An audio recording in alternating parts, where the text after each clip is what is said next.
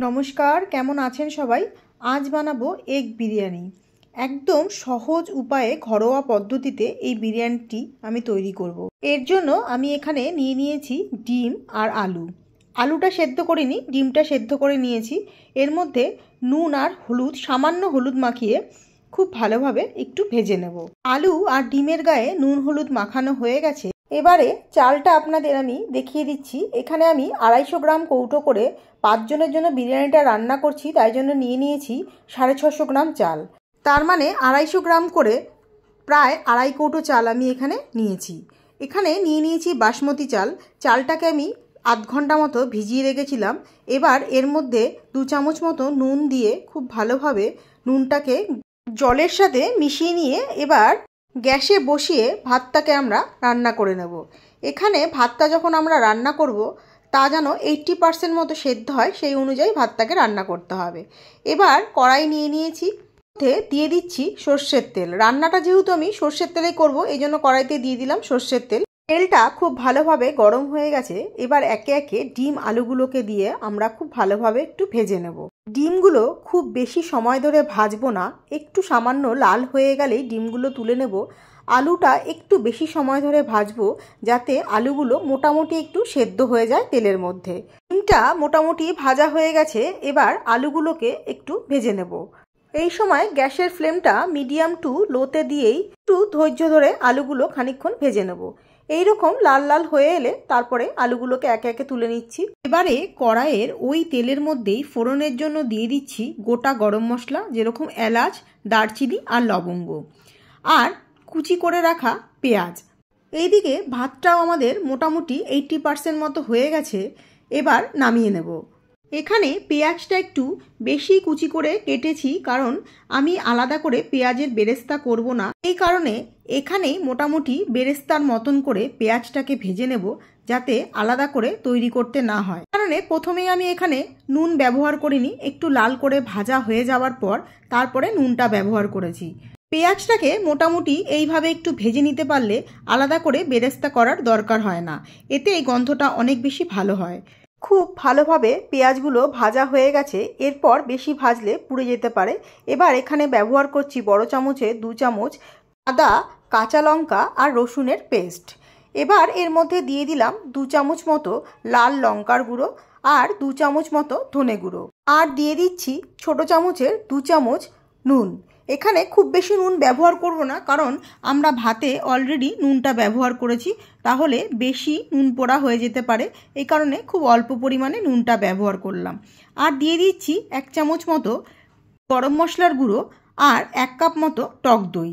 এবার খুব ভালোভাবে সব উপকরণগুলো একসাথে খানিকক্ষণ কষিয়ে নেব।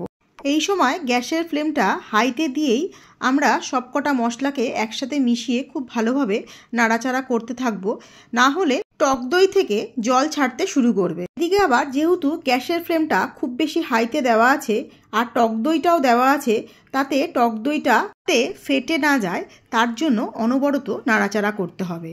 এইভাবে খানিকক্ষণ নাড়াচাড়া করতে করতে সব মশলাগুলো খুব ভালোভাবে যখন কষে যাবে আর তেলটাও ছেড়ে আসবে, তখন তার মধ্যে দিয়ে দেব ভেজে রাখা আলুগুলো। মশলার সাথে খুব ভালোভাবে কষাতে হবে, যাতে আলুর মধ্যে খুব ভালোভাবে মশলার স্বাদ আর গন্ধ ভালোভাবে ঢুকে যায়। এবার এর মধ্যে দিয়ে দিচ্ছি ছোট চামচের 1 চামচ গোলাপ জল আর 1 চামচ কেওড়ার জল আর 2 ফোঁটা আতর। এইভাবে মশলার সাথে এগুলো কষিয়ে নিতে পারলে টেস্টটা আরও বেশি ভালো হয়, একটা কাঁচা গন্ধ থাকে না, সব মশলার সাথে কষে গিয়ে গন্ধটা আরও বেশি ভালো হয়। এখন দিয়ে দিচ্ছি ডিমগুলো দিয়ে আবারও খুব ভালোভাবে একটু কষিয়ে নেব। এইভাবে 2 মিনিট একটু কষানো হয়ে গেলে তার মধ্যে দিয়ে দেব সামান্য পরিমাণে জল। এবার এই কষানো জলের মধ্যেই আমরা আলুটাকে খুব ভালোভাবে সেদ্ধ করে নেব, এতে আলুর টেস্টটা অনেকাংশে বেড়ে যাবে।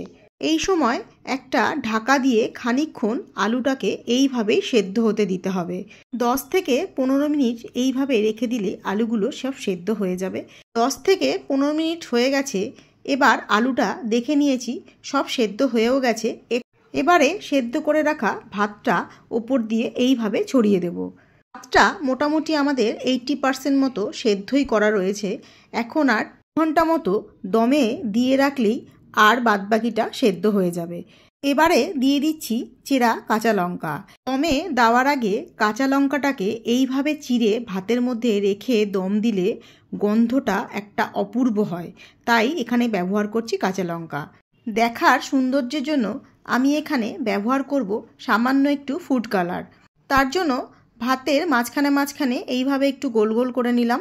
এইভাবে গর্ত করে নিয়ে ফুড কালারটা ওর মধ্যে ঢাললে তাহলে আর চারিদিকে ছড়িয়ে যাবে না, ঠিক এক জায়গাতেই থেকে যাবে। এটা পুরোপুরি অপশনাল, যদি কেউ ব্যবহার করতে না চান তাহলে নাও করতে পারেন, তাতে কোনো অসুবিধা হবে না। এবারে দিয়ে দিচ্ছি 1 চামচ মতো ঘি।